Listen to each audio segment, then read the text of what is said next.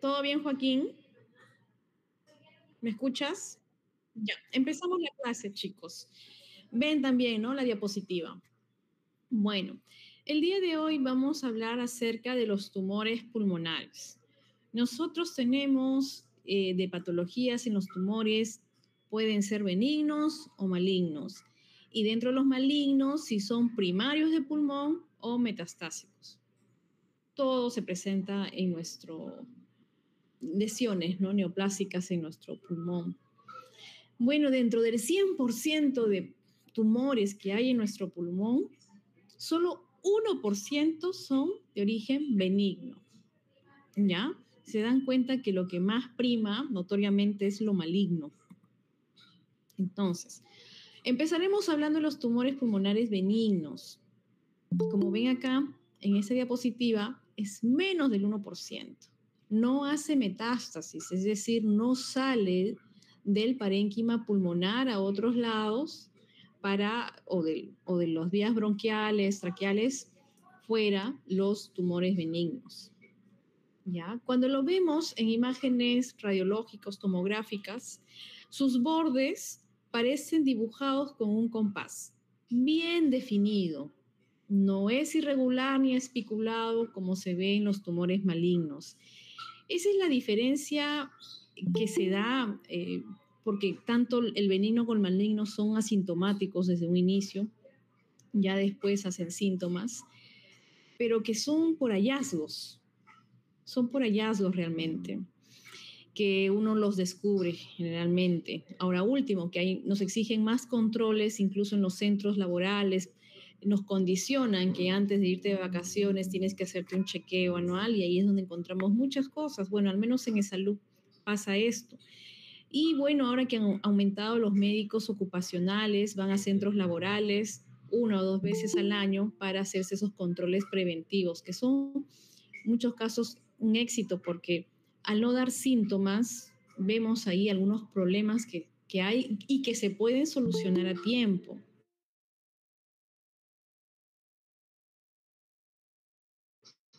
Cuando vemos una imagen o como estudiantes, siempre alguien, vecino, amigo, familiar, qué sé yo, les va a hacer una consulta. Miren, tengo una lesión o a mi papá le pasó esto, tengo esa tomografía, ¿a dónde voy? Entonces, cuando vemos recién la imagen, ya que el paciente está sin síntomas, vemos que la imagen, si se trata de un tumor benigno, tiene estas características que le he dicho, ¿no? La lesión bien definida, ¿no? En sus bordes, por ejemplo. Entonces, nos hace pensar que estamos frente a un tumor benigno y por ello hacemos un control posterior entre 3 a 6 meses, ¿ya? Y normalmente vamos a encontrar que casi no aumenta de tamaño. Y si hay una duplicación del tamaño, más o menos tiene que pasar mucho más de un año, ¿no? 450 días es el promedio que han encontrado según los estudios, cuando hacen el seguimiento de una lesión benigna pulmonar. Y puede calcificarse, ¿no? Puede calcificarse. Y el tumor más frecuente que tenemos dentro de los tumores benignos es el amartoma. Miren, entre 70 al 75%. Es muy alto. ¿Y qué compuesto tiene el amartoma? ¿Qué es lo que encuentra el patólogo cuando ve en su microscopio? Simplemente es lo mismo que hay en el pulmón, solo que crece de una manera desorganizada, ¿no? Desordenada, pero está ahí. ¿Qué tiene nuestro pulmón? Está formado por vasos sanguíneos, alveolos, cartílagos, ¿no? Músculo liso, que es el contenido de los vasos sanguíneos. Es eso, pero creció de una manera desordenada. Causas idiopáticas. Cuando lo enucleamos, sale completamente, enterito. Tiene su envoltura y sale muy bonito, sin dejar raíces, ¿no? Por eso que a la palabra, al cáncer, ¿no? A los tumores malignos, le dicen cáncer por el cangrejo, ¿no? El cangrejo, ¿cómo son las patitas? Tiene patitas atrás, adelante y a los costados, ¿no? Entonces, el cáncer se empieza a enraizarse, a prolongarse. Y es invasivo. Esto no, miren cómo salió enterito y ahí acabó todo. Ahora, estos amartomas pueden ser endobronquiales y cuando son endobronquiales, la clínica del paciente es más florida porque te va a tapar un bronquio. Y un bronquio al taparlo es sinónimo de atelectasia, que esa atelectasia no le entra ni deja salir el aire nuevo.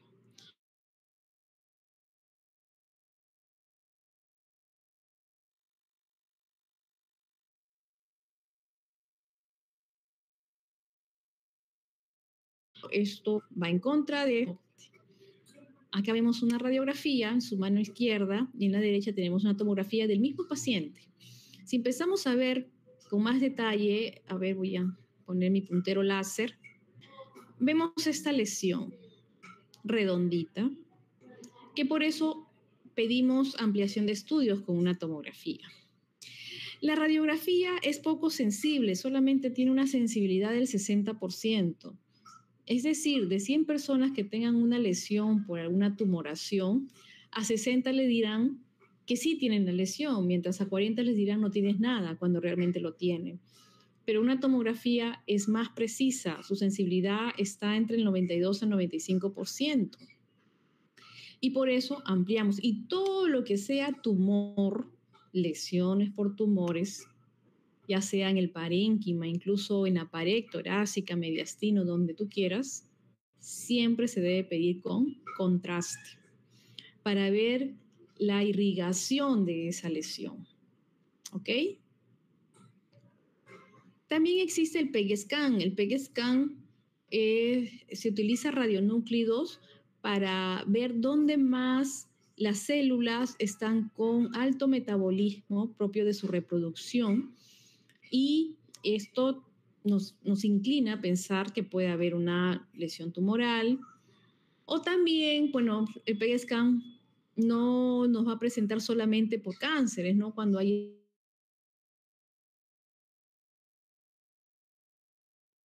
intensidad, ¿no? También cuando hay por infección, ¿no? Los ganglios mediastinales por alguna infección que también se va a teñir de esta misma forma. Entonces, no es que solamente el PEG-scan sirva para ver procesos de cáncer, sino también por procesos infecciosos inflamatorios. Otro de los tumores benignos frecuentes, pero obviamente menos frecuencia que el amartoma, está el papiloma. Ya ustedes lo habrán escuchado de repente en problemas de infecciones genitales. Mucha relación hay con los serotipos 16 y 18 del virus del papiloma humano. El origen es epiteliar. Es más frecuente que sea endobronquial si lo comparamos con los amartomas y muy relacionado al tabaquismo. Sí se puede degenerar a la malignidad, un bajo porcentaje de ellos, y el pico de edad está entre la quinta y sexta década. Como pueden ver ahí, es un crecimiento endobronquial, endotraqueal, donde al biopsiarlo previamente y estamos frente a esta lesión, pues se puede enuclear totalmente, ¿no? Permitiendo obviamente el restablecimiento del flujo aéreo pulmonar. Otro de los tumores benignos pulmonares tenemos el adenoma de glándulas mucosas. Ustedes sabrán que en el epitelio respiratorio, cuando han tenido su curso de histología, teníamos pues nuestros epitelios tapizados también salpicadamente de células productoras de moco.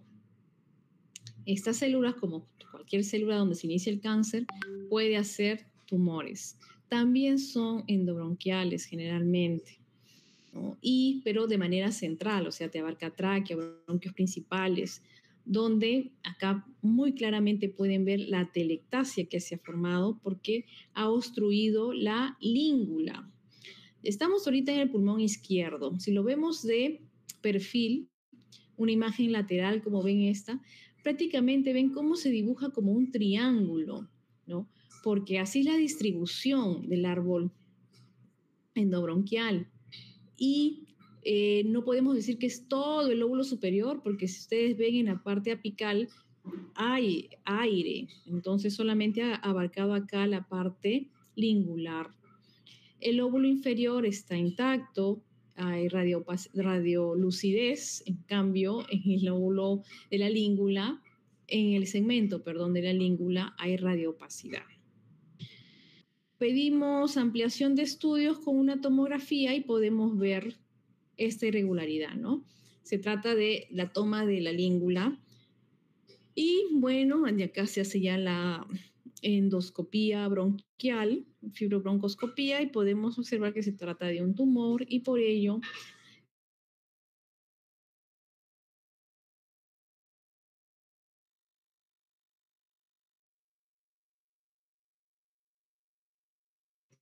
y después la resección total. Raras al otro epitelio respiratorio, ¿no?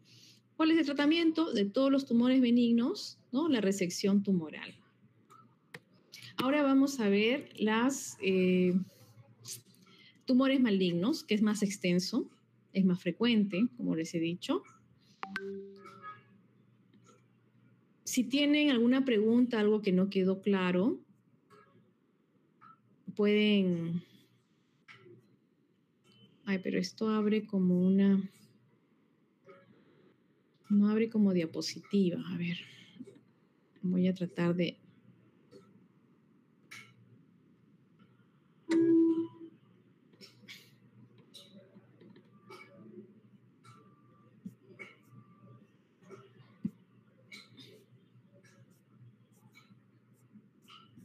Ya. Voy a pasarlo. A ver, me dicen si lo pueden ver.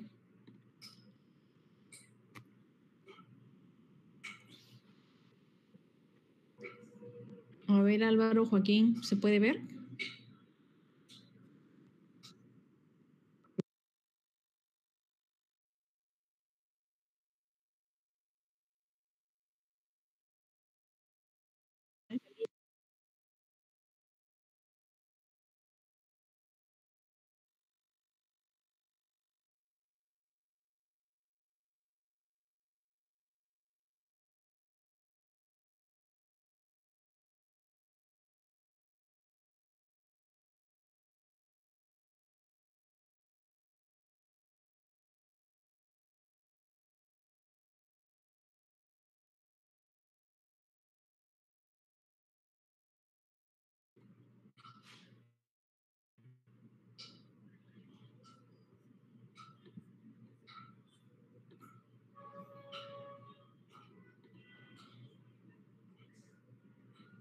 Ahora, Álvaro,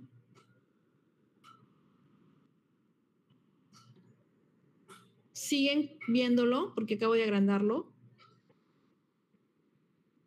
Sí. Ya. Les decía que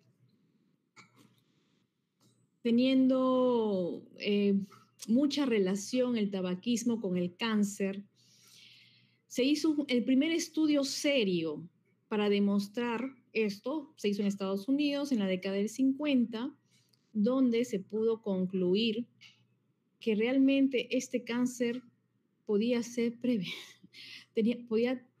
lo podían prevenir, porque ya que está relacionado con un cigarrillo que tú mismo lo prendes por tu propia voluntad, y realmente si ahí está demostrada la relación, que es de un 80% de los que padecen cáncer es por el cigarrillo, entonces está en tus manos prácticamente, ¿no?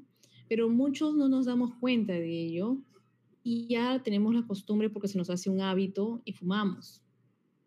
En hombres se concluyó que un 90% era por tabaquismo y en las mujeres por cáncer era un 79% por tabaquismo. Entonces les pongo esta cifra de la incidencia mundial en la que se puede apreciar que así como aparecen casos nuevos anuales, así casi esa misma cantidad va falleciendo anualmente. 1,2 millones de casos nuevos al año de cáncer de pulmón, o sea, el diagnóstico inicia, y muertes por cáncer de pulmón al año 1,1 millón.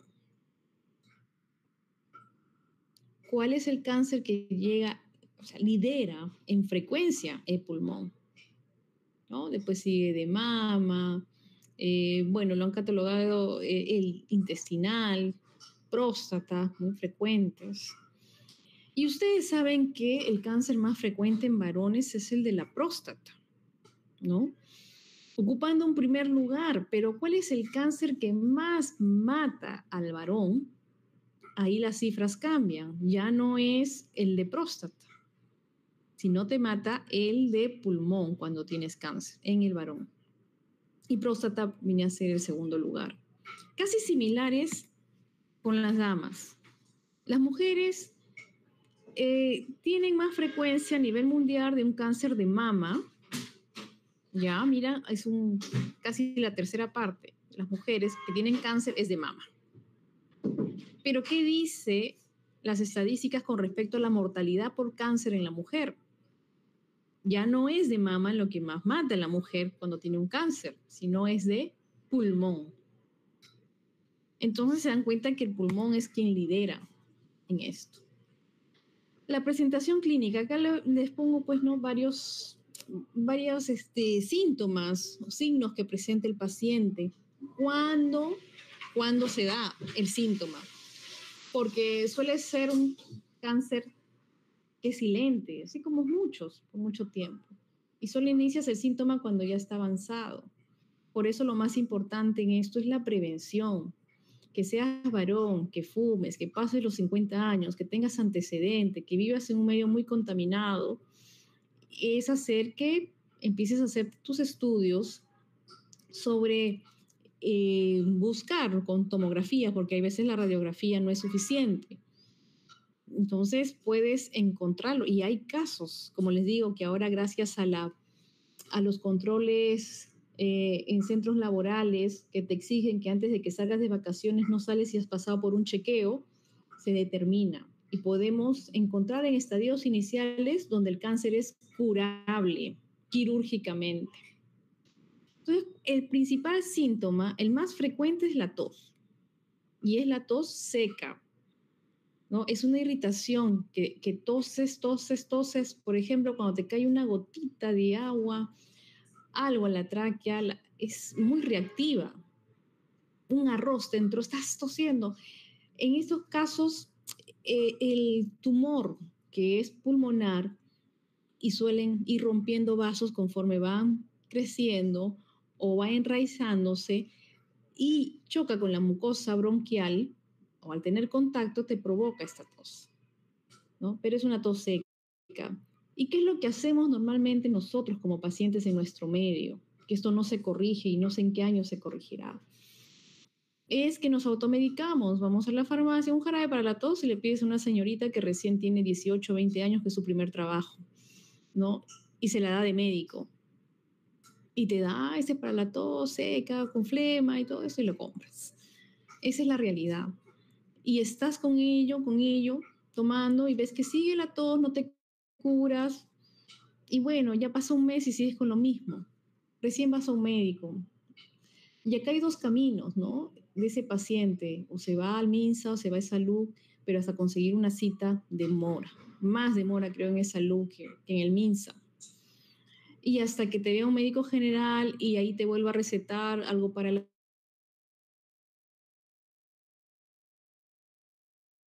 relación. Y no siempre logras tener el dinero de tomarte una tomografía, ¿no? Porque todos no lo tienen. Una pobreza en nuestros medios y no todos tienen seguros. Entonces no te tomas la tomografía y estás sin diagnóstico. Y luego este paciente cuando no cura y sigue yendo a su médico, que después de 3 meses otra cita con tu médico general y al ver que no cura, recién el médico general lo pasa a un neumólogo. Y el neumólogo igual te pide la tomografía que no puedes comprártela y si logras comprártela, ya recién ven que tienes una lesión. Y hasta que el neumólogo demuestre de repente con una biopsia endobronquial, si es muy central, o una biopsia periférica y que salga, porque hasta que salga el resultado, después de la biopsia demora 9 días. Y hay veces le haces el resultado, espera 9 días, te dicen son adipocitos, células musculares, pared, no agarró el tumor. Y hasta que le den su cita al cirujano de tórax pasó otros 3 meses y hasta que lo puedan operar para hacer una biopsia, o sea, en realidad pasó cerca de un año y el cáncer avanzó. Y cuando ya llega a nosotros es solamente para hacerle biopsia y confirmarle que estamos frente a un cáncer, pero ya no le podemos hacer nada curativo porque ya creció y ya salió del tórax.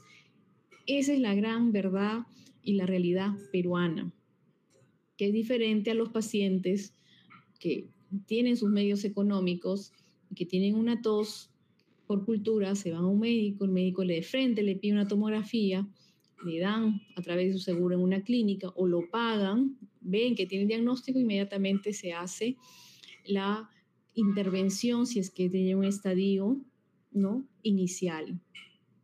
Entonces ese paciente sí se salva. Pero la mayoría de nuestros pacientes de nuestra población peruana no ocurre eso, ¿no? Por no tener los medios y por no tener la cultura. Eso es la realidad. Ya cuando están todos los problemas, ya el tumor, ya ha provocado un derrame pleural, obviamente vas a entrar en la disnea, en la fatiga, en el dolor pleurítico que ocasiona, en la obstrucción, en las atelectasias, todo cáncer da fiebre, empieza a obstruirse vasos, empiezas a presentar síndrome de vena cava, todo, ¿no? Y obviamente vas a tener fatiga porque no tienes mucho volumen pulmonar al estar colapsado o al estar obstruido. Entonces acá en la tomografía, la diapositiva pueden ver ustedes que es silente por meses, mucho tiempo. Ahora, cuando de todos los pacientes diagnosticados con cáncer, solamente un 15% es localizado. Es decir, podemos hacer algo por el paciente quirúrgicamente para que se cure. Quiere decir que un 85% que se diagnosticó de cáncer ya no es curable quirúrgicamente y van a tener que seguir ya un tratamiento con el oncólogo, ¿no? Ya no se lo toca al paciente. ¿Y por qué ya no se lo toca? Porque si tú tocas a un paciente que ya expandió, ya salió del tórax, ya se fue a mediastino, de nada sirve que lo saques porque ya está en otro lado las células tumorales. Y más bien vas a retrasar su pronta recuperación. Es decir, si tú le haces una operación, obviamente que vas a crear una herida operatoria. Y para que esa herida cicatrice demora. No le puedes iniciar su tratamiento oncológico de quimio, radio. ¿Por qué? Porque tiende a bajar las defensas y obviamente esa herida no va a cicatrizar bien, se va a infectar y todo ello. Entonces, hasta esperar que cicatricen las heridas, es más, con una cirugía diseminas más, no logras beneficiar al paciente, más bien le haces daño. Ahora, el 60% de los enfermos, o sea, los que tuvieron el diagnóstico, fueron asintomáticos y solamente han acudido porque encontraron algo en la radiografía. Por eso les digo que sirve mucho hacerse sus controles, así no tengas el síntoma. Bueno, el estadiaje es importante porque el estadiaje me va a decir qué es lo que tengo que hacer frente a un paciente, ¿no? ¿Qué me pregunto? ¿Qué se pregunta el cirujano cuando estamos frente a un cáncer? ¿Dónde está? ¿En qué lugar del pulmón? Y si se ha extendido o no, o sea, si salió del parénquima de la caja torácica. Y si realmente existe una operación que pueda realizarlo para que se trate y se cure de la enfermedad. Estos son los TNMs, ¿no? Ya cambió, ya ha ido cambiando con el tiempo, donde nos da más oportunidad quirúrgica. El TNM, y ustedes lo habrán visto en otros órganos, ¿no? Evalúa el T, el tamaño, la extensión que tiene el tumor. Y hay del TX hasta el T4. TX, pues es un tumor que no puedo evaluarlo. El T0 es que no hay tumor, no hay evidencia del tumor. No lo veo por imágenes. El T1 es un tumor que no pasa de los 3 centímetros, es decir, estamos frente a un nódulo. ¿Cuándo el nódulo deja de llamarse nódulo? Cuando ya pasó los 3 centímetros. Cuando ya pasa los 3 centímetros, ya estamos hablando de masa pulmonar. Y dentro del T1 hay una subdivisión en T1A, T1B y T1C, y cada uno tiene 1 centímetro. El T2 es un tumor que está entre los 3 a 5 centímetros, se divide en T2A, T2B, y el T2A va de 3 a 4 centímetros y el T2B va de 4 a 5. Entonces, ¿qué estructuras toma un T2? Primero, que llega a tomar el bronquio principal más no la carina. invade pleura visceral, genera telectasias obstructivas, ¿ya? El T3 es un tumor, ya una masa, que está entre los 5 a 7 centímetros y que que invade la pared torácica. El nervio frénico, es decir, vamos a ver un diafragma elevado porque ya se lesionó, ya pierde su contractibilidad.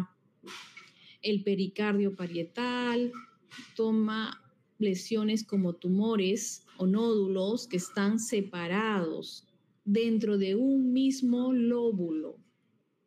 Ejemplo, es decir, mi tumor está en el lóbulo superior derecho y también en ese mismo lóbulo superior derecho vamos a ver una lesión nodular en ese mismo lóbulo.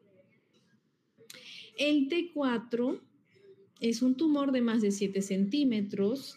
Es una masa que ya ha comprometido el diafragma, mediastino, grandes vasos, corazón, tráquea, nervio laríngeo. Es decir, este paciente no te va a hablar bien, va a estar afónico o disfónico. El esófago, los cuerpos vertebrales, Karina. Y aquí vamos a ver que hay tumores parenquimales que van a estar separados en los lóbulos. Seguimos con el ejemplo del lóbulo superior derecho. Tenemos ahí la masa, pero ahora vamos a encontrar muy aparte de esa masa un nódulo en el lóbulo medio. ¿Ya? Entonces ahí estamos frente a un T4. Para hallar nosotros el N y poder hacer el estadiaje, porque haciendo el estadiaje tengo que saber cómo es el T, cómo es el N y cómo es el M de metástasis, ¿no? Tenemos que saber también cómo está el N y para saber cómo está el N tengo que estudiarlo a través de la mediastinoscopía. ¿Qué es la mediastinoscopía? Es una evaluación que se hace en sala de operaciones. El paciente tiene que estar con anestesia general, intubado, con tubo simple. Coloco el mediastinoscopio. El paciente tiene que estar en decúbito dorsal con un cojín sobre las espaldas, cerca de las escápulas, para que la cabeza se hiperextienda, ¿no? A nivel cervical y pueda yo tener espacio para colocar mi mediastinoscopio. La incisión se hace, es curva más o menos a 2-3 centímetros de la horquilla esternal y diseco los planos hasta llegar a la tráquea anterior. Una vez que llego a la tráquea, coloco mi dedito entre la tráquea y la fascia pretraqueal para hacer un espacio, porque por ahí voy a colocar el mediastinoscopio. ¿Y qué va a hacer el mediastinoscopio? Me va a evaluar los ganglios mediastinales sin entrar al tórax.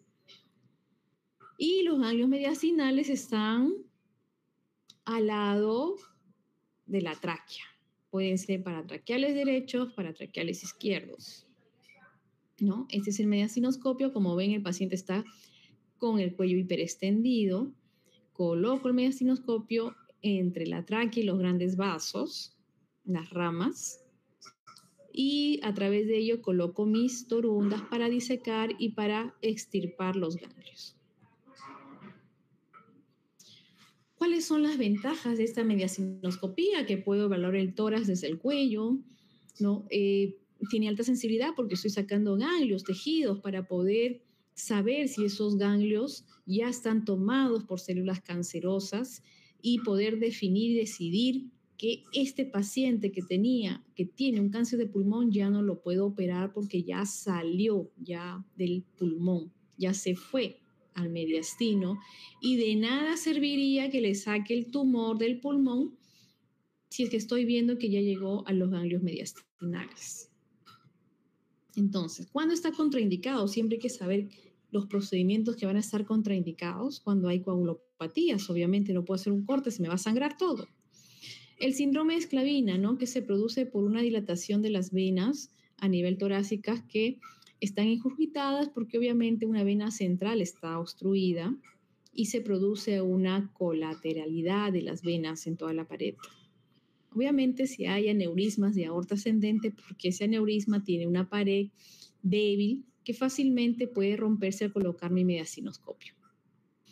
Bueno, causas relativas, ¿no? Si hay traqueotomías, obviamente porque hay fibrosis, siempre que alguien toca un lado, se va a fibrosar, va a haber adherencias firmes, obviamente con cirugías previas, cirugías de callado o de radioterapia cervical, porque va a estar todo pegado, no me va a permitir poner mi mediastinoscopio, puedo lesionar al forzar. Entonces acá están los numeritos de los grupos ganglionares, ¿no? Donde yo puedo ubicar. Al hacer yo iniciar la mediastinoscopía, yo voy a chocar de repente con ganglios del grupo 1. Para empezar, tenemos 14 grupos ganglionares. Del 11 al 14 van a ser intraparenquimales esos ganglios.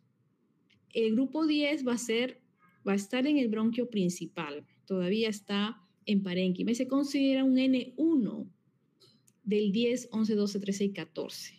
Un N1. N2 va a ser los ganglios mediastinales ipsilaterales a mi lesión. Si mi lesión, seguimos con el ejemplo del lóbulo superior derecho, con un cáncer, una masa que está ahí, demostrada con biopsia y todo. Y si veo que están comprometidos los ganglios paratraqueales ipsilaterales, es decir, el 2R, por eso viene R de right en inglés, 4R, entonces estamos frente a un N2. Pero si al hacer la mediastinoscopía ya está comprometido el lado contralateral a mi lesión, es decir, el 4L, a mi lesión inicial que está en el lóbulo superior derecho, quiere decir que ya cruzó la línea media y ya estamos frente a un N3. ¿Y quién más es un N3? El grupo 1, que está acá a nivel de las clavículas, o también ganglios que están sobre los escalenos. Ahí sí no me importa que sea derecha o izquierda, ¿no? Si ya cruzó la línea media, no, basta que ya está en cuello, ya salió de tórax, ese grupo 1 es un N3. Y bueno, el grupo 7 es el que está debajo de la carina. El grupo 8 es el paraesofágico. El grupo 9 es los ligamentos triangulares que unen el lóbulo inferior, los lóbulos inferiores al diafragma. El grupo 6, que es el paraórtico. El grupo 5, que está entre la aorta y la arteria pulmonar, ¿no? Y el grupo 10, que está en los bronquios principales, que pertenecería al N1, ¿no? Si es que está tomado. Bueno, no han visto el grupo 3, ¿no? Aquí se presenta el grupo 3, pero hay dos tipos de 3, el 3A y el 3B.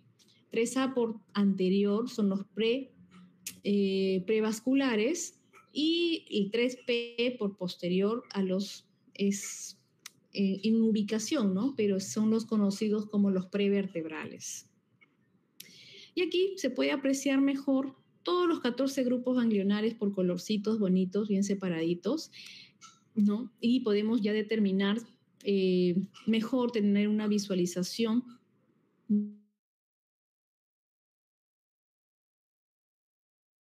para poder determinar y cómo Carlos, ¿no?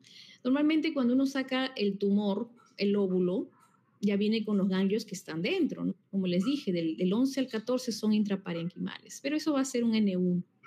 Ya N2 son los ganglios ipsilaterales a la lesión y los N3 son los ganglios contralaterales a la lesión o los que están sobre las clavículas sin importar si es derecha o izquierda a la lesión, ¿no? Entonces acá hay varias imágenes tomográficas, ya los ojos que vemos todos los días estamos acostumbrados, qué es lo raro, cuándo es un vaso, cuándo no es vaso. Por ejemplo, acá tenemos callado de la aorta y ese no es vaso, simplemente es un ganglio. Y así, vamos a ver muchas imágenes en que se puede apreciar la aparición de ganglios, de rarezas que para nosotros es, o sea, todos tenemos ganglios para empezar, pero ya llaman la atención cuando estos ganglios crecen, pasan el centímetro a 2 centímetros y la coloración, ¿no? Intraoperatoriamente. Normalmente nuestros ganglios son antracótricos, vivimos en una ciudad contaminada y suelen ser negros, es lo normal en nosotros. Pero un ganglio nacarado, ¿no? Blanco nacarado, grande. Viéndolo nomás ya sabemos que esto no es normal. Y estamos ya frente, obviamente el patólogo lo ve y determina la presencia de células cancerosas muy similares a lo que arrojó la biopsia. Entonces, ese es el resumen del N, ¿no? NX es el ganglio que no pude evaluarlo. El N0 es que no hay presencia de ganglios. Mejor dicho, hay presencia de ganglios, perdón, pero no hay presencia de enfermedad cancerosa. O sea, yo hago mi mediastinoscopía, saco los ganglios, mando al patólogo y el patólogo no encuentra cáncer. Ese es un N0. N1 sería, pues, por la ubicación del ganglio, ¿no? ¿Dónde está? Del 10 al 14. Son ganglios los peribronquiales principales, ipsilaterales, obviamente, a la lesión, y los demás ganglios que ya son intraparenquimales, que son del 11 al 14. Ese es un N1. N2, como les vuelvo a repetir por tercera vez, son los ganglios mediastinales que están comprometidos porque ha hecho metástasis el cáncer desde el lóbulo, ya se fue a los ganglios mediastinales ipsilaterales o subcarinales, ¿no? En cambio, el N3 son las metástasis que hay a ganglios contralaterales, obviamente mediastinales, ¿no? Y también tiene que ver con los ganglios que están sobre la clavícula, o los escalenos, músculos escalenos, ya sea ixalateral o contralateral. Basta que estén sobre la clavícula, ya estamos hablando del grupo 1, pues, ¿no? Ustedes lo han visto en dibujito, colorcito fucsia, que esto ya se considera un N3. Luego viene, para completar el TNM, ¿no? La M.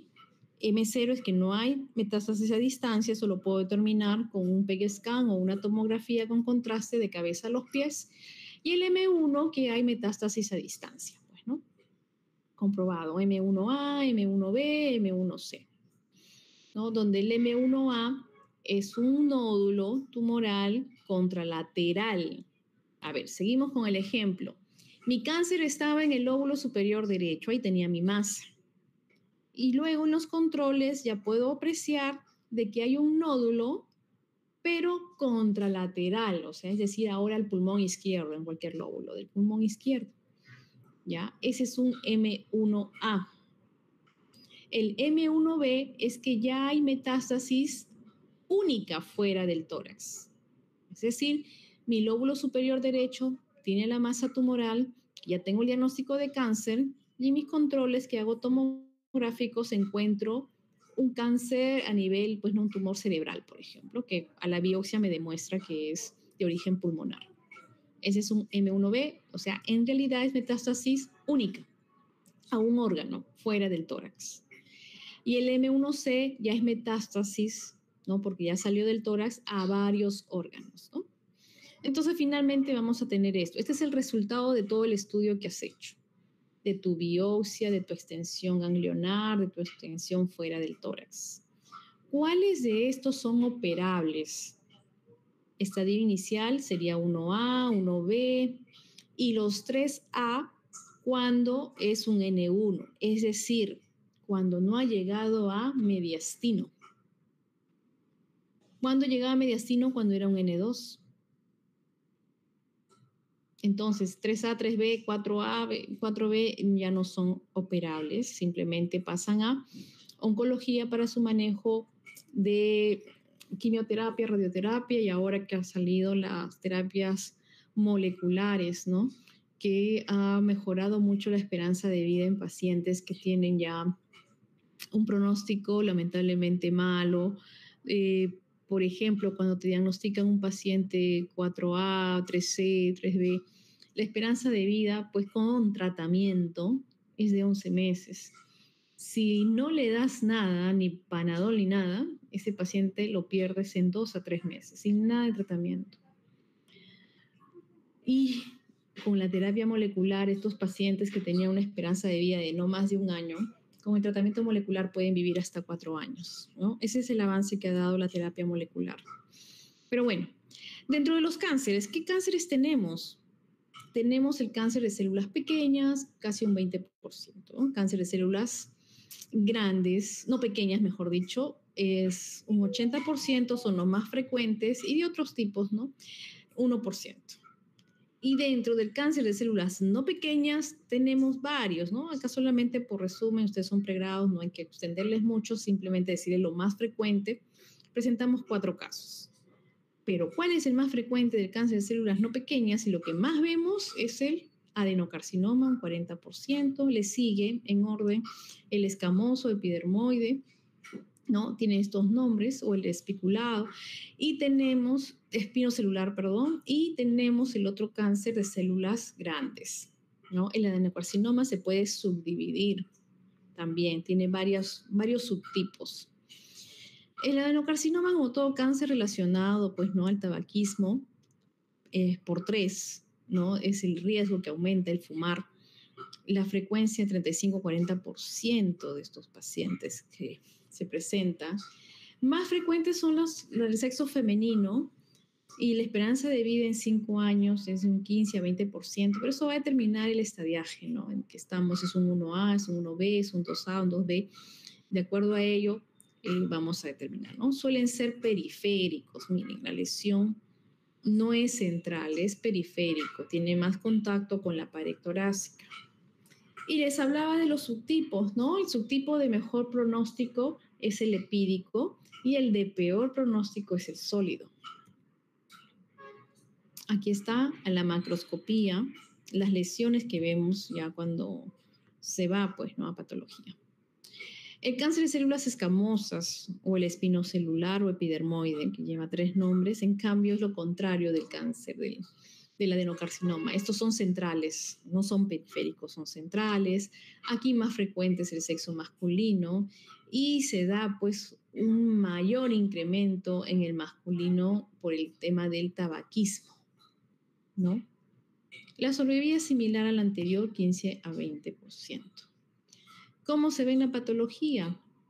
Bueno, ya saben que es localización central, tiende a cavitarse. El pronóstico es mejor si lo comparamos con el adenocarcinoma, el crecimiento es lento, ¿no? Y a la inmunohistoquímica se ve, ¿no?, el compromiso del P63. Y bueno, otro cáncer que nunca lo he visto yo porque el paciente no llega ni a sala de operaciones es el cáncer de células pequeñas, ¿no? Les había mencionado, tiene un 19%. Le dicen el cáncer de células en grano de avena porque es lo que se ve, es similar en el microscopio. Los núcleos son grandes, están en constante actividad, es muy agresivo, es central, casi ya no,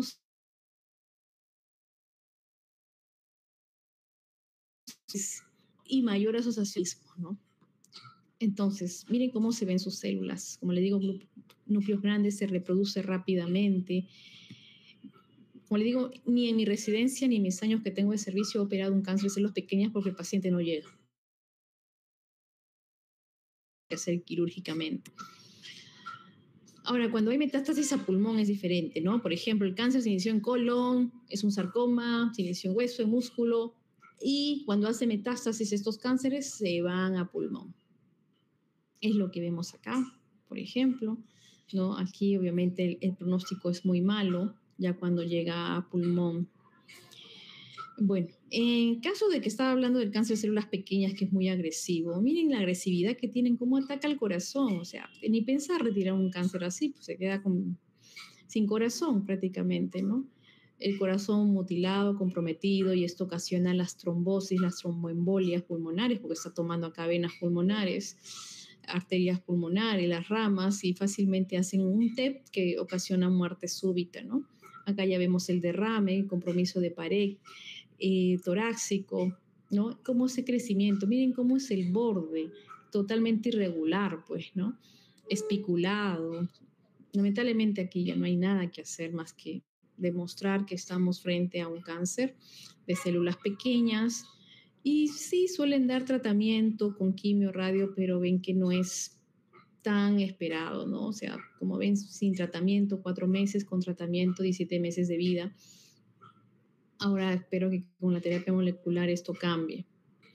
Ahora, cuando tenemos un cáncer pulmonar diagnosticado, ¿no?, primario de pulmón, ¿a dónde va ese cáncer? Generalmente, ¿a dónde hace metástasis? ¿Cuáles son sus órganos blancos? Hueso, cerebro, hígado y glándulas adrenales. Entonces, cuando ya tenemos el diagnóstico, tratamos de poner todos los ojos en ver ciertos órganos donde tienen mayor preferencia de irse, ¿no?, este cáncer pulmonar. Bueno, ese es un manejo de cáncer de células pequeñas realmente no lo digo mucho porque no lo he ejecutado, no lo he visto, no se toca, ¿no?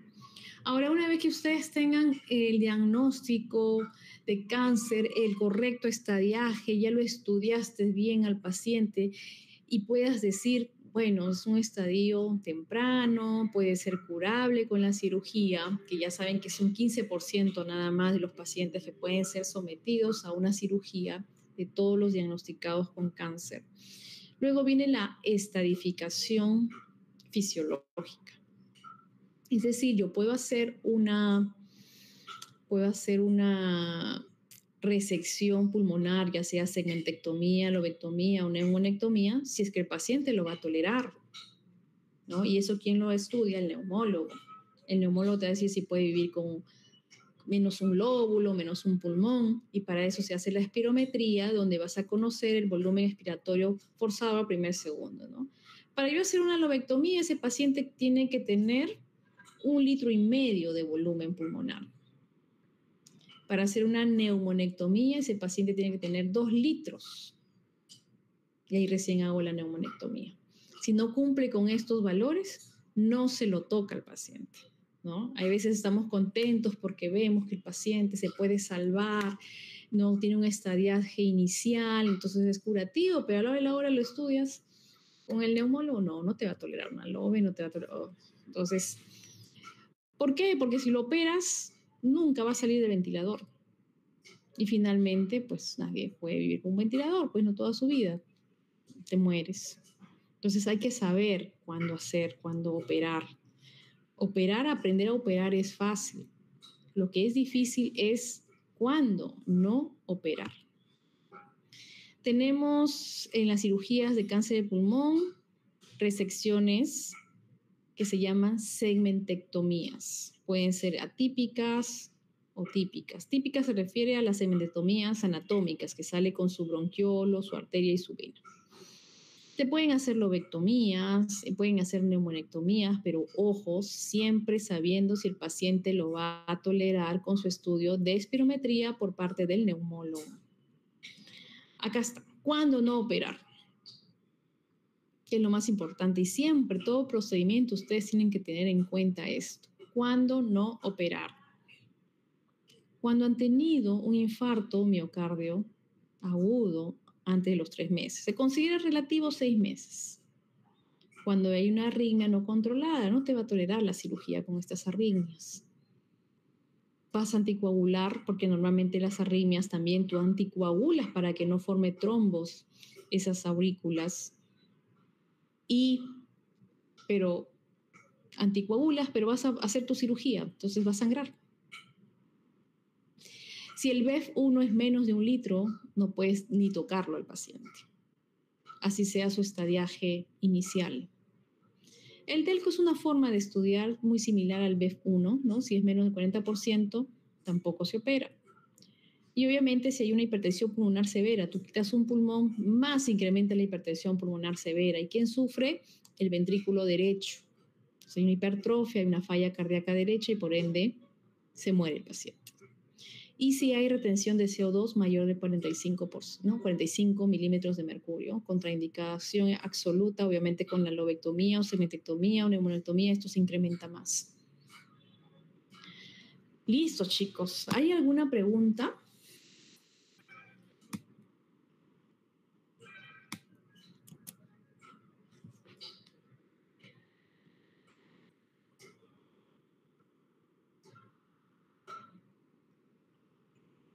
Listo. Si no hay preguntas, acá queda la clase.